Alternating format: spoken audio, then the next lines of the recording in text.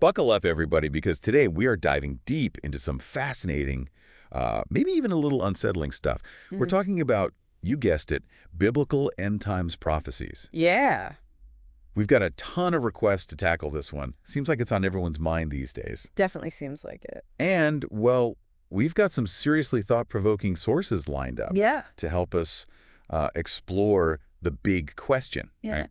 The one everyone keeps asking. Right. Are we actually like on the brink of, well, The apocalypse. yeah, the apocalypse? So we've got this sermon from Pastor Jimmy Evans, some excerpts from theologian David Jeremiah's blog, Hmm. and then to keep things balanced, we've got this really in-depth analysis from gotquestions.org. Oh, I love gotquestions.org. It's like if you have a question about, well, anything related to Christianity, Yeah. they've probably got a really well thought out answer for you. Yeah, for sure. Really great resource. So, like always, we're not here to preach or tell you what to believe. We just want to present the info, from these different sources and let you guys draw your own conclusions. Absolutely. Okay, so let's jump right in. Pastor Evans, he really dives headfirst into this whole fig tree generation idea. It's Mm. like his central argument. He's basically saying that the generation that sees certain signs, like specific events happening in the world, Right. they're going to be the same generation that experiences the end. Interesting. Yeah, and he keeps coming back to Israel becoming a nation again in 1948. Like, that's a huge sign for him. I can see why that would be significant, especially in the context of end times prophecies. A lot of interpretations focus on Israel's role. Yeah, totally. And he even pulls in this verse from Psalm 90, the one about the human lifespan, like 70 to 80 years. Mm. And he uses that to kind of like suggest a potential time frame, right?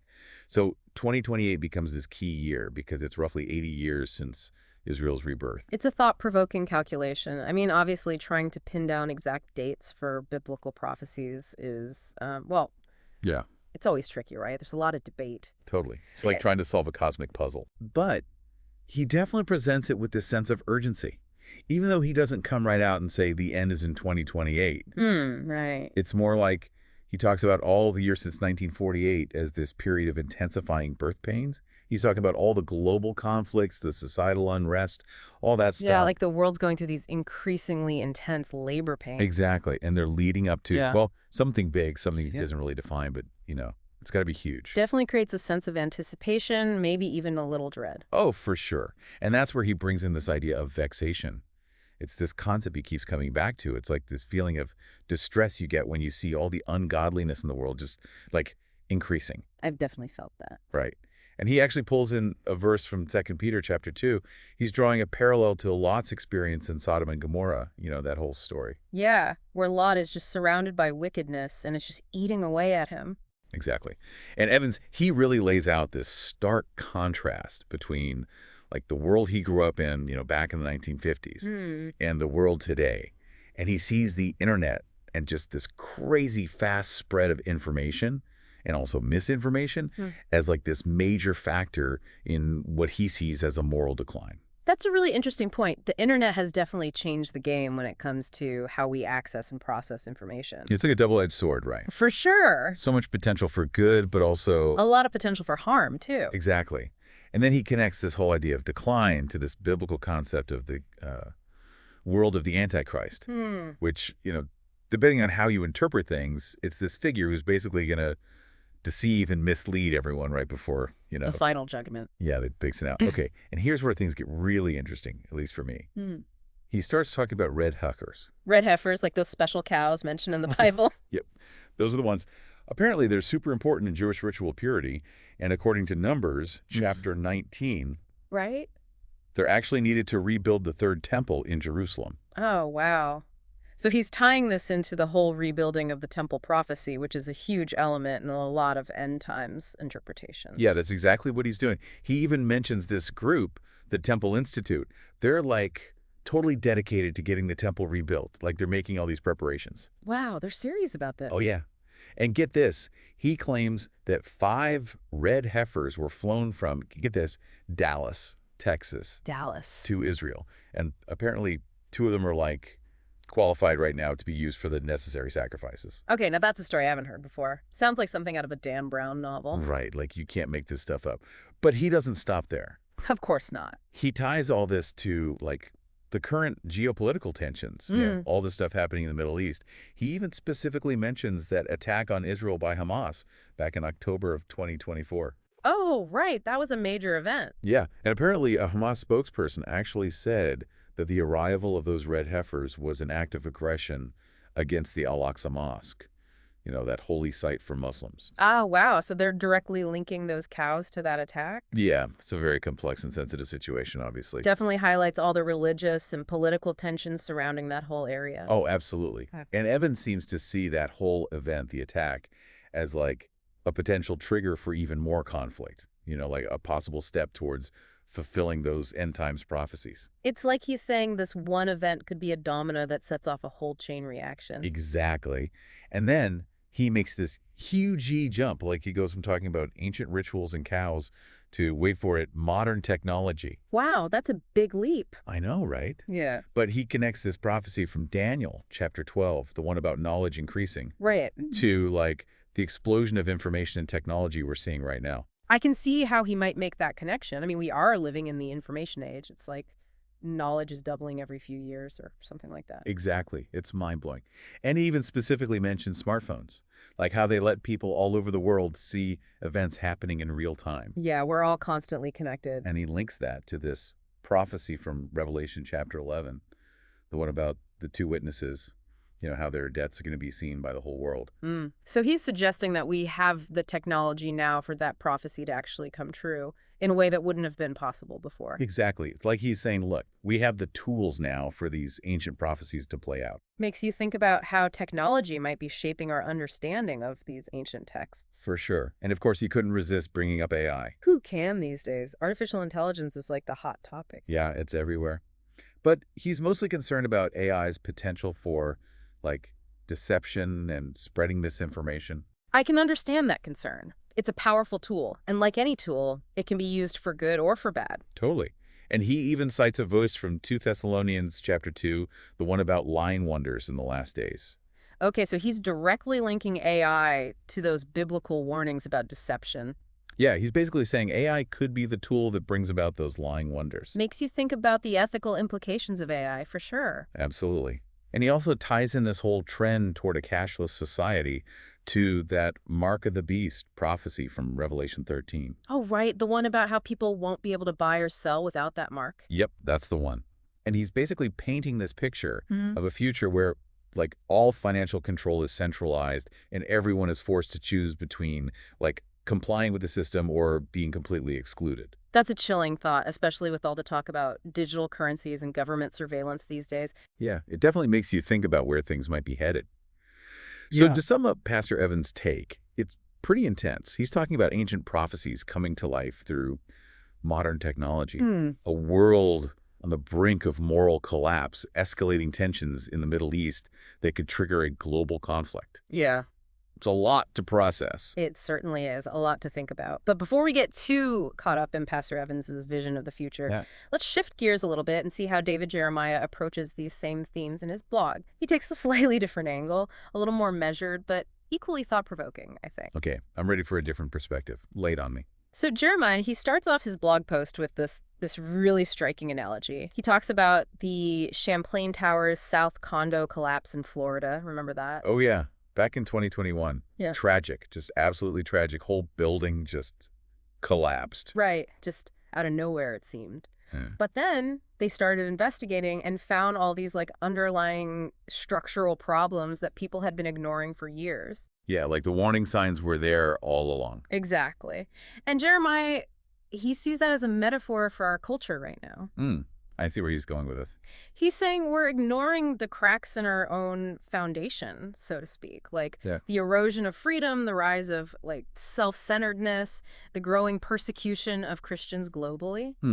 So he's picking up on that same sense of moral decline that Pastor Evans is talking about. Yeah, definitely. But Jeremiah's approach is a bit more, I don't know, analytical maybe, less fire and brimstone, more like slow burn. Like a gradual unraveling. Exactly. And he dives into some specific examples, like he talks about this trend toward globalism. Yeah, that's been a big topic of discussion lately. Right. And he argues that, like, Events like the COVID-19 pandemic and the whole coordinated global response to it kind of showed how quickly we're willing to surrender individual freedoms in the name of safety or security. Wow, that's an interesting take. Hmm. It does make you think about how those pandemic restrictions, which a lot of people saw as like temporary measures, Right. could maybe be part of a larger trend toward like centralized control. Yeah, like a gradual shift that we might not even fully realize is happening. It's a little unsettling, to be honest. I get that. And he doesn't stop there. Whoa. He also echoes Pastor Evans' point about moral decay leading to that vexation we were talking about earlier. Right, that sense of unease and distress. Yeah, and he sees that reflected in like rampant materialism, obsession with self-image, disregard for traditional Like values. we're losing our moral compass. Kind of, yeah. He argues that we're living in this culture of instant gratification, where people are constantly seeking fulfillment in like external things instead of cultivating inner peace and spiritual connection. It's almost like we're trying to fill a void with stuff. Right, and he connects this to the rise of ideologies like Hmm. secular humanism and socialism, which he believes are kind of stepping in to fill that spiritual void left by the decline of traditional religious beliefs. It makes you wonder if that's part of the appeal, right? Like if people are searching for meaning and purpose, and these alternative belief systems offer them a sense of belonging or something to believe in. Yeah, it's a really interesting dynamic. So are we all just doomed then? Is that Jeremiah's message? Not quite. He actually ends on a more hopeful note. He urges Christians to, like, hold fast to their faith, stand firm in their convictions. So it's about courage and resilience, not just doom and gloom. Exactly. He reminds readers that even when things look really bleak, they're not alone in this struggle. It's a message of hope in the midst of uncertainty. Yeah, exactly. He even uses that biblical story of Joshua and Caleb, remember them? The two spies who stayed faithful and courageous even though everyone else was freaking out. Oh yeah, those guys. He uses them as an example of how, like, faith and determination can overcome fear and adversity. It's a powerful message for sure. Okay, so we've got Evans painting this picture of imminent global upheaval, and Jeremiah offering a more measured analysis of like long-term trends. It's Yeah. interesting how they both see similar signs, but like interpret them through these different lenses. It's all about perspective, right? Totally. And speaking of different perspectives, let's bring in gotquestions.org. They have a much more cautious approach, I'd say. They're all about careful analysis and avoiding sensationalism. Yeah, they're known for being level-headed. Definitely the voice of reason in this conversation. So what's their take on all this end time stuff? So they do acknowledge those signs that Jesus himself talked about in Matthew 24, Yeah. like wars, natural disasters, persecution of Christians, all that. Yeah. And they point out Paul's warnings too about like false teachings and the world just like getting progressively worse before Christ's return. Right. But they're really careful about saying like any one specific event definitely means the end is here. Yeah, they make a good point about how these things, these kinds of events, I mean, they've always been a part of history, right? Like, Right. just because there's an earthquake or a war doesn't automatically make it like a direct fulfillment of end times prophecy. Yeah. It's about like looking at the bigger picture, the overall trends. Exactly. They're all about keeping a level head, Mhm. reminding us that we need to be discerning and not just like jump to conclusions. Right. They even point out that some of the big signs that people often talk about, like a rebuilt Jewish temple in Jerusalem and a one world government, those things haven't actually happened yet. Yeah, that's true. Although they do still really emphasize the importance of Israel's existence as a nation. Right. Like for them, that's a key sign. And Uh-huh. they connect it back to God's promise to Abraham, about giving his descendants the land of Canaan forever. Right. So for them, the fact that Israel exists like as a nation after centuries of exile, I mean, that's huge EE. Yeah. It's a sign that we're living in times that are like directly related to those end times prophecies. It's like they're saying like, hey, pay attention. Things are definitely lining up, but not run for the hills. It's all over. Yeah, exactly. A much more like calming voice than Pastor Evans. That's for sure. Definitely. And in the end, they really stress that we just don't know the exact day or hour of Christ's return. Right. So like our focus should be on being spiritually ready, not getting all caught up in trying to predict dates and panicking. Yeah, that makes sense. So where does all of this leave us? We've explored three very different perspectives on this whole end times thing. We've got Pastor Evans with his like super urgent warnings, Right. David Jeremiah with his more kind of societal analysis, and then gotquestions.org with their like call for balance and discernment. A whole spectrum of Yeah, views. it is. It's a lot to unpack. What stands out to you? Like, what are your big takeaways after diving into all of this? Well, I think it's fascinating to see how even within a shared faith tradition, there can be such a wide range of interpretations, you know? And I think what I find most valuable is that each of these sources, in their own way, they kind of challenge us to really examine our own lives and our priorities. Right. It's easy to get lost in the details of prophecy, like trying to decode timelines and match current events to specific verses. Right. But maybe the real takeaway is much simpler, more personal. Exactly. Like whether we believe the end is like imminent right around the corner or we see these prophecies as unfolding over a longer period, the underlying message is the same, right? It's Yeah. how are we living our lives in light of eternity? Well, that's a big question. It is. Are we making choices that reflect our values? Are we investing in our relationships? Are we seeking like truth and meaning in a world that often feels so chaotic and uncertain? Yeah, all those things. And it's not just about like individual actions either, right? I mean, Yeah. both Evans and Jeremiah brought up some really important points about like the state of our society as a whole. Right. Things like the erosion of freedom, the decline of moral values, the rise of globalism. I mean, these are complex issues. Yeah, they are. And they require us to really think critically, to Yeah. engage in those tough conversations, regardless of our beliefs about the end times. Absolutely. We can't just ignore these things. So it's not just about like preparing for some future event, but about actively shaping the world around us, making it a place where truth and justice can actually flourish. Right. It's about taking action, Yeah. making a difference. Yeah.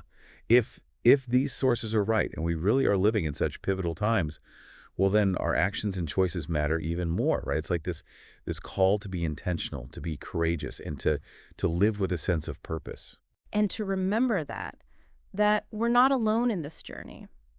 Whether we find comfort in shared faith, in community activism, or just, you know, in the pursuit of knowledge and understanding, Yeah. we can draw strength from those connections we make and the shared values that unite us.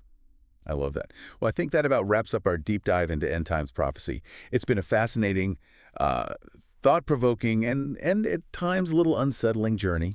It has. But ultimately, I think it's a journey worth taking because by grappling with these big questions about the future, I think we gain a deeper understanding of ourselves and our place in the world. Couldn't have said it better myself. Awesome. Well, until next time, everyone, keep exploring, keep questioning, and keep diving deep.